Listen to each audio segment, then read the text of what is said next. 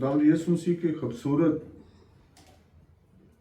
मोतबर और जलाली नाम में सब सुनने वालों को मेरी तरफ से सलाम पहुंचे। आज हम खुदावंद के जिंदा कलाम में से सीखेंगे कि हमारा खुदा मोहब्बत है, लेकिन वो मगरूरों और बदी करने वालों से बदला लेता है।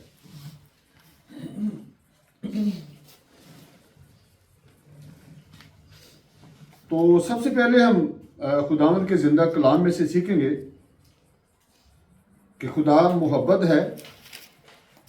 यूहन्ना रसूल की मार्फत लिखी गई खुदावंद यीशु मसीह की अंजील, उसका 3 बाब, उसकी 16 और 17 2 आयात हम खुदावंद के जिंदा कलाम में से तलावत करेंगे।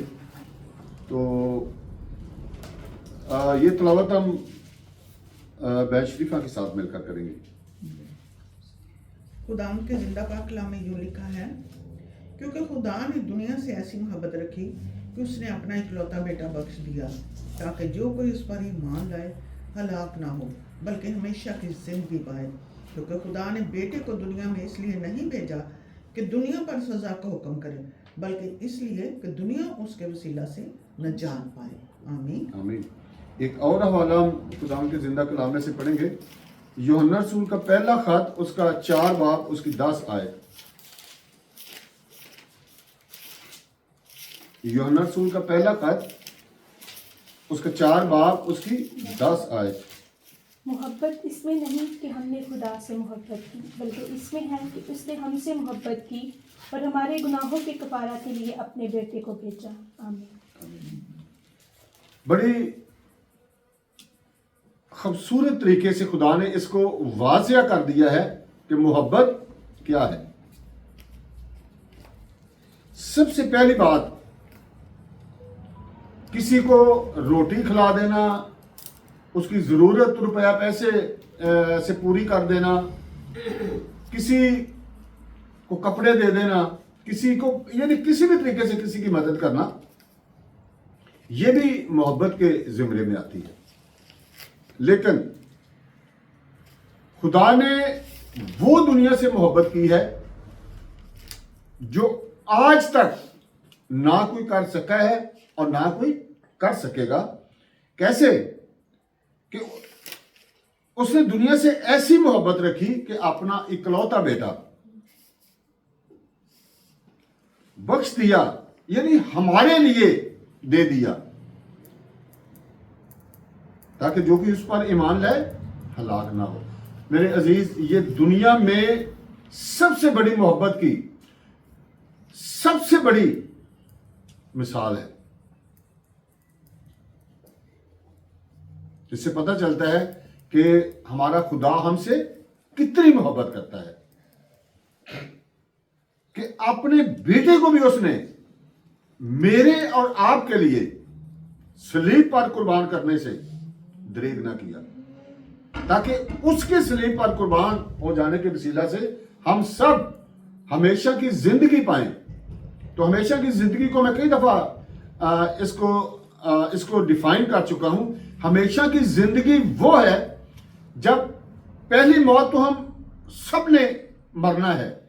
इंसान मट्टी से लिया गया है और उसने मट्टी ही में वापस जाना है। लेकिन जब खुदावंद यीशु मसीह अपने लोगों को, खुदा का बेटा अपने लोगों को लेने के लिए आसमान पर से आएगा,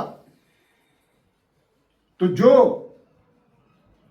सोए होंगे यानी जो कब्रों में हैं वो उठ खड़े होंगे, और जो जिंदा हैं वो बदल जाएंगे और सबको खुदावंद अपने साथ आसमान पर ले जाएगा। ये है हमेशा की जिंदगी। और फिर उसके बाद उन्हें कभी भी मौत नहीं आएगी, वो हमेशा तक खुदा के साथ रहेंगे। ये है हमेशा की जिंदगी, ये है नजात।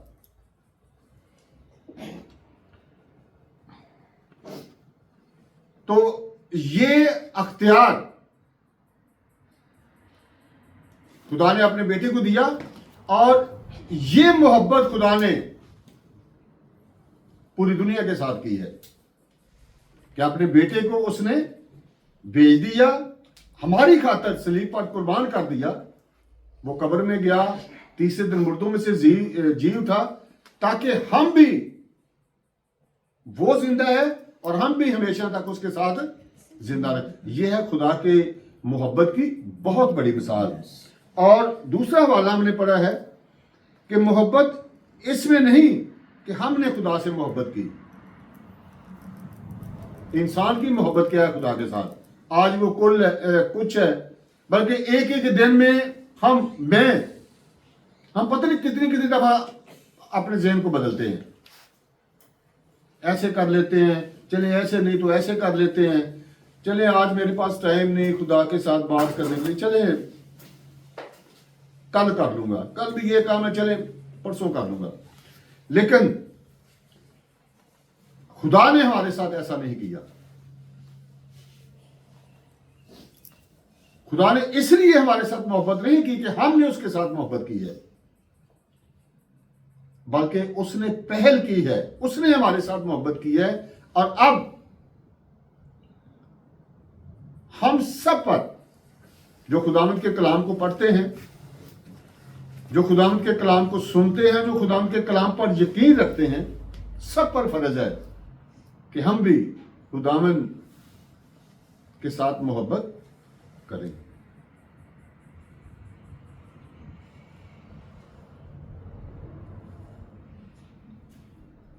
ताकि हमारा खुदा हमसे खुश हो। और वो बरकतें जो खुदावंद हर रोज, हर लम्हा हमें देने के लिए तैयार करके बैठा होता है, वो हम सब तक कंटिन्यूली पहुंचे।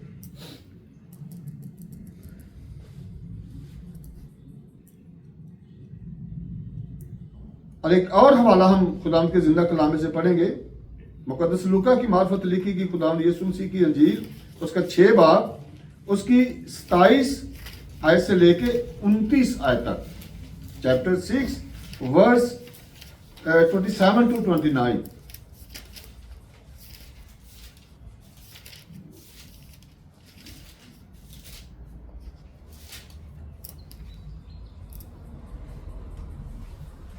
लेकिन मैं तुम सुनने वालों से कहता हूँ कि अपने दुश्मनों से मोहब्बत रखो, जो तुमसे अदावत रखें उनका भला करो, जो तुम पर लानत करें उनके लिए बरकत चाहो, जो तुम्हारी तहकीर करें उनके लिए दुआ करो, जो तेरे एक गाल पर तमाचा मारे दूसरा भी उसकी तरफ फेर दे, और जो तेरा चोगा ले उसको कुर्ता लेने से भी मना ना करो। खुदा उनके पाक कलाम को पढ़े, उसने जब हम सबको बता। आमीन। ये है हमारे खुदा की तालीम कि खुद भी मोहब्बत की है और मोहब्बत का दर्स भी देता है, बल्कि ताकीद करता है कि जिस तरह मैंने तुम्हारे साथ मोहब्बत की है, तुम भी उसी तरह इस मोहब्बत के सिलसिले को जारी रखो। किसी भी अकीदे में ये चीज नहीं है मार दो, कत्ल कर दो, उसका बदला इस तरीके से लेंगे, इस तरीके से बदला इस तरीके से लेंगे। लेकिन हमारे खुदा की मोहब्बत की ये मिसाल हमने खुदा के जिंदा कलाम में से पढ़ी है कि खुदावन क्या कहता है कि अपने दुश्मनों से भी मोहब्बत करो। कलाम मुकद्दस में लिखा है कि इंसान चीज ही क्या है जो मेरा बदला ले। मैं गयूर खुदा हूं, मैं बदला खुद लूंगा। आजकल पूरी दुनिया में जो कुछ भी हो रहा है, सब लोग जानते हैं खुदा के नाम की किस किस तरीके से तहकीर की जा रही है, खुदावंद के नाम की किस किस तरीके से तौहीन की जा रही है। और दुनिया माने या ना माने, जाने या ना जाने, खुदावंद ने एक दफा दुनिया को हिला के रख दिया है कि मैं हूं। खुदावंद ने बता दिया है कि मैं हूं, मैं जिंदा हूं, मैं सबको देख रहा हूं। और खुदा कभी भी किसी को हद पार करने की इजाजत ना उसने कभी दी है और ना कभी देगा। खुदा आजमाता है, देखता है, रस्सी को थोड़ी सी दराज करता है, लेकिन फिर भी जब इंसान हद को क्रॉस करने की कोशिश करेगा तो फिर वो ना उस जैसी किसी के पास ताकत है, ना उसके पास ना किसी के पास उस जैसा जोर है। वो खुदा है जो पल भर में सबको नेस्तो नाबूद कर देने की कुदरत रखता है। लेकिन मेरे अजीज फिर भी मोहब्बत का दर्स देता है, सबको मौका देता है कि सब अपनी अपनी रविशों से बाज आओ, अपने दुश्मनों से प्यार करो, मोहब्बत करो, जो तुमसे अदावत रखते हैं उनका भला करो, जो तुम पर लानत करते हैं उनके लिए बरकत चाहो, और जो तुम्हारी तहकीर करते हैं उनके लिए दुआ करो। जो तेरे एक गाल पर तमाचा मारे दूसरा भी उसकी तरफ फेर दे। इसको मैंने एक दो दफा डिफाइन किया है। जो आपकी गाल पर एक तमाचा मारे, दहनी पे मारे, बाया भी उसकी तरफ फेर दो। इसका मतलब है कि जो यीशु के नाम की खातर आपको बेइज्जत करता है, उसकी बात हमने नहीं माननी। जिस मकसद के लिए वो हमें बेइज्जत करता है, हम कहेंगे तू और कर ले, लेकिन यीशु के नाम से मैं इनकार नहीं करूंगा। अब हम देखते हैं कि खुदा मगरूरों और शरीरों से बदला किस तरह लेता है। ज़बूर 145 उसकी 20 आयत।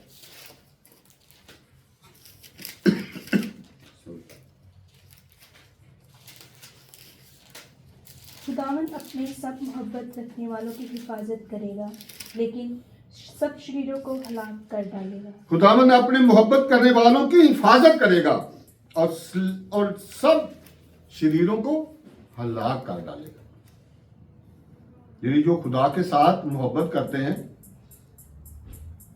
खुदा के साथ मोहब्बत क्या है कि उसके कदमों में झुकें, उससे बात करें, उसकी जिंदा आवाज को सुने और उसे दिल से कबूल करके उस पर अमल करें। और शरीर कौन है?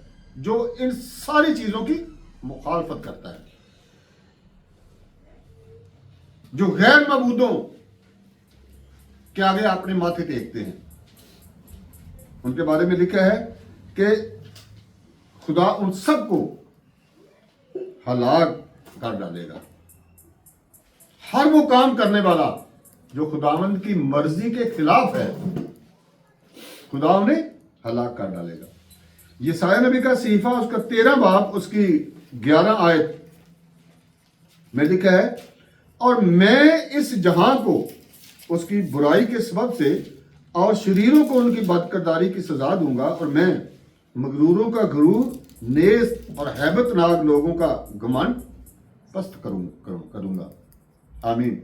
और आज यशायाह 13 13 बाब उसकी 11 आयत। मेरे अजीज, खुदावंद का कलाम हम इसे क्यों कहते हैं? क्योंकि जो कुछ ये खुदा के मुंह की बातें हैं। कलाम मुकद्दस में लिखा है कि मेरा कलाम हरगिज बेतसीर वापस ना लौटेगा, हर हाल में पूरा होगा। और जो कुछ जिंदा कलाम में हमने पढ़ा है, आज पूरी दुनिया के हालात आप देख लें। पूरी दुनिया में एक थड़तली सी मची हुई है। कोई कुछ कर रहा है, कोई कुछ कर रहा है, कोई किसी को मारने पे तुला हुआ है, कोई जंगें लड़ने के लिए तैयार हो रहे हैं, कोई किसी को मार रहा है, कोई किसी तरीके से कर रहा है।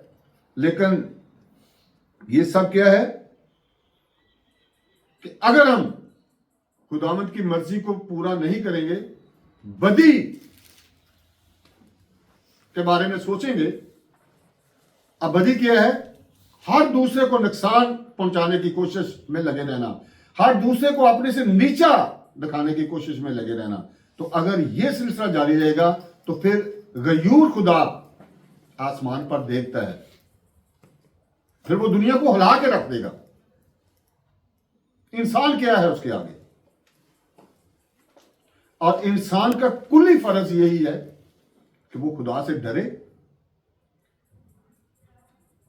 और अपने कान उसकी आवाज की तरफ लगाए रखे, अपनी आंखें खुदावंद के कलाम की तरफ लगाए रखे, ताकि खुदा भी अपना कहर करने से बाज रहे। नहूम की किताब, उसका पहला बाब, उसकी 2 आयत हम देखेंगे। अहद अतीक में से, पुराना अहदनामा, नहूम की किताब, उसका पहला बाब, उसकी 2 आयत। जो निकाल ले वो तिलावत में रहनुमाई फरमाए। खुदावंद गयूर और इंतकाम लेने वाला खुदा है। हाँ, खुदावंद इंतकाम लेने वाला और कहार है। खुदावंद अपने मुखालिफों से इंतकाम लेता है और अपने दुश्मनों के लिए कहर को कायम रखता है। आमीन। आमीन। खुदावंद गयूर खुदा है, यानी खुदा के अंदर गैरत है।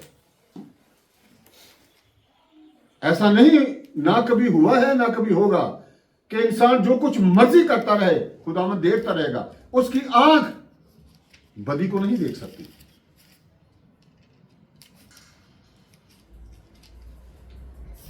हां, खुदावंद इंतकाम लेने वाला है और कहार है। कहार का मतलब है, इसे इंग्लिश में लफ्ज इस्तेमाल करेंगे फ्यूरियस, गजबनाक। खुदा अपना गजब भी फिर नाजल करता है और खुदावंद अपने मुखालफों से इंतकाम लेता है और अपने दुश्मनों के लिए कहर को कायम रखता है। कहर मतलब, इसे इंग्लिश का लफ्ज इस्तेमाल करेंगे रैत, यानी गजब। अपने गजब को ऐसे लोगों पर कायम रखता है जो खुदावंद का मुकाबला करते हैं, जो ये कहते हैं कि मैं भी कुछ हूं, मैं बहुत बड़ा हूं, मैं ये कर दूंगा, मैं वो कर दूंगा। कलाम मुकद्दस में लिखा है कि खुदा ऐसे लोगों पर अपना गजब नाज़िल करता है, और जब खुदा का गजब नाज़िल होता है तो फिर उसके आगे अजीजों कोई भी चीज ठहर नहीं सकती।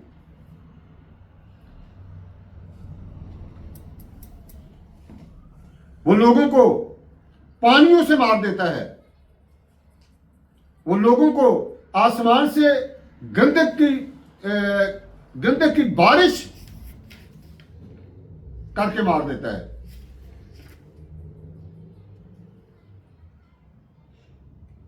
तो खुदा से डरना चाहिए, खुदा का मुकाबला नहीं करना चाहिए। अहद जदीद में से रोमियो के नाम पौलुस रसूल का खत, उसका 12 बाब, उसकी 19 और 20 आयत हम पढ़ेंगे। तो ये तिलावत हम बेटे हेनरी के साथ मिलकर करेंगे। रोमियो की कलीसिया के नाम पौलुस रसूल का खत, उसका 12 बाब, उसकी 19 और 20 2 आयत। ऐ अजीजों, अपना इंतकाम ना लो बल्कि गजब को मौका दो, क्योंकि ये लिखा है कि खुदावन फरमाता है, इंतकाम लेना मेरा काम है, बदला मैं ही दूंगा।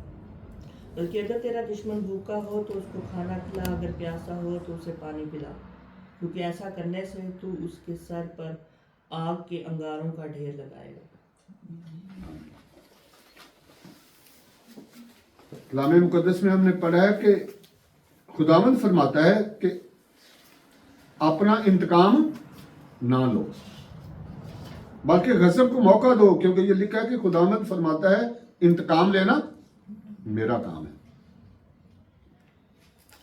और मेरे अजीज, जब से दुनिया बनी है, पहला इंसान आदम खुदा ने खलक किया, और पहली खातून, हम जिसे अम्मा हवा कहकर पुकारते हैं, उनको खलक किया। उस वक्त से लेके आज के दिन तक जो कुछ कलाम मुकद्दस में लिखा है, और अगर हम दुनिया की हिस्ट्री पढ़ के देख लें, जो जिसने भी बदी की हद को क्रॉस किया है, खुदा ने उससे जरूर इंतकाम लिया है।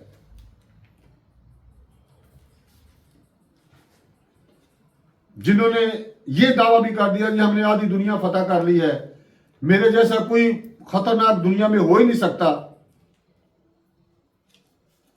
मैं इतने बम मारूंगा तो ये कर दूंगा, इतने मिसाइल चलाऊंगा तो ये हो जाएगा, ये करूंगा तो वो हो जाएगा। वो कहां है? वो इस दुनिया में नहीं है। और जो हैं उनकी जान भी खुदा की मुट्ठी में है। खुदा उन्हें भी किसी हद को क्रॉस करने नहीं देगा, क्योंकि खुदा गयूर खुदा है। अगर किसी को नाजायज हम तंग करेंगे, किसी का नाजायज नुकसान करेंगे, किसी को नाजायज कत्ल करेंगे, तो फिर बदला लेने वाला ऊपर बैठा हुआ है, वो लेगा। आज नहीं तो कल, कल नहीं तो परसों, वो जरूर लेगा। मेरा और आप सबका इस बात पे यकीन है, क्योंकि ये खुदा के मुंह से निकले हुए अल्फाज हैं। तो आखिरी हवाला हम पढ़ेंगे, इसके फिर इसके बाद खत्म करूंगा मैं। इब्रानियों की कलीसिया के नाम पौलुस रसूल का खत, उसका 10 बाब, उसकी 30 आयत। अहदे जदीद में से इब्रानियों की कलीसिया के नाम लिखा खत, उसका 10 बाब, उसकी 30 आयत। क्योंकि इसे हम जानते हैं जिसने फरमाया कि इंतकाम लेना मेरा काम है, बदला मैं ही दूंगा, और फिर ये कि खुदावन अपनी उम्मत की अदालत करेगा। जिंदा खुदा के हाथों में पड़ना होलनाक बात है। मेरे अजीज, लिखा है क्योंकि उसे हम जानते हैं। किसे? खुदा को। और खुदा को कौन जानता है? जानना ये बड़ा इस लफ्ज पे मेरे ख्याल में पूरा दिन भी अगर हम बोलते रहें तो लेक्चर खत्म नहीं होगा। खुदा को जानना, खुदा कौन है, तो उसको जानते कौन है, पहचानते कौन है?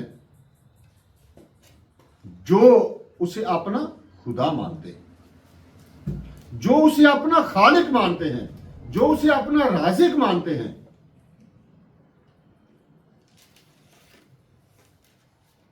जो उसे बाअख्तियार मानते हैं कि सब कुछ वही करने की कुदरत रखता है। और उसी ने फरमाया है कि इंतकाम लेना मेरा काम है, बदला मैं ही दूंगा, और फिर यह कि खुदावंद अपनी उम्मत की अदालत करेगा। तो हम दुनियावी तौर पर देखते हैं कि जब कोई भी कुछ काम करता है जो एक बुरे काम के जुमरे में आता है, चोरी कर लेना, किसी का हक छीन लेना, कत्ल कर देना, तो फिर उसके बाद एक वक्त का हमें इंतजार करना पड़ता है। वो वक्त क्या है? अदालत का। तो फिर उस आदमी को पकड़कर हथकड़ियां लगाकर जेल में भेजा जाता है। फिर वहां पे उसका फैसला किया जाता है। जज मुकर्रर किए होते हैं हर मुल्क के ने, और फिर जज वो सारी बात को सुनते हैं। तो अगर वाकई वो जुर्म साबित हो जाए तो फिर उसे सजा मिलती है। तो मेरे अजीज, इसी तरह पूरी दुनिया की अदालत, खा वो किसी भी फिरके से है, किसी भी कबीले से है, किसी भी कौम से है, सबकी अदालत मेरा और आपका खुदावंद यीशु मसीह करेगा। और फिर जब अदालत होगी तो फिर अच्छे और बुरे कामों का बदला वो खुदावंद खुद देगा। खुदा उनसे बदला लेगा, खुदा इंतकाम लेगा कि मैंने तुझे दुनिया में इसलिए नहीं भेजा था कि तू ये काम करता रहे, मैंने तुम्हें दुनिया में इसलिए भेजा था कि तू मुझे भी याद रखे, मेरी तारीफ करे। और हम सब जानते हैं कि जिनका अमाल नामा यानी अच्छे कामों इंसान को खुदा तराजू में रखेगा, जिस तरफ का पलड़ा भारी होगा यानी अच्छे कामों का पलड़ा भारी होगा तो वो खुदा की दाहिनी तरफ खड़ा होगा, जो हमेशा तक उसके साथ रहेगा। और जिसका पलड़ा बुरे कामों वाला नीचे चला गया, वो उस जगह पे फेंका जाएगा जहां रोना और दांतों का पीसना है, जिसे हम दोज़ख कहते हैं। और पौलुस रसूल फरमाते हैं कि जिंदा खुदा के हाथों में पड़ना होलनाक बात है। होलनाक बात को इंग्लिश में कहते हैं टेरिबल थिंग, खौफनाक बात, गजबनाक बात, हैबतनाक बात, डरा देने वाली बात।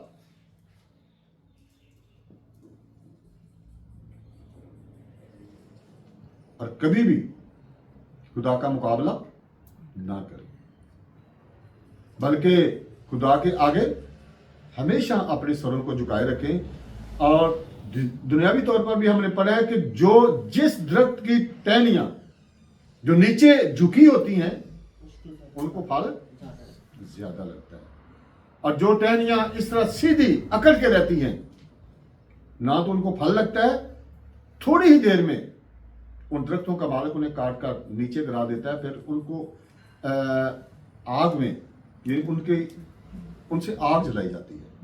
बिल्कुल इसी तरह जो खुदावंद के आग सामने झुककर अपनी जिंदगी गुजारेगा उसकी जिंदगी फलदार होगी, वो खुदावंद के साथ रहेगा। जो अकड़ के रहेगा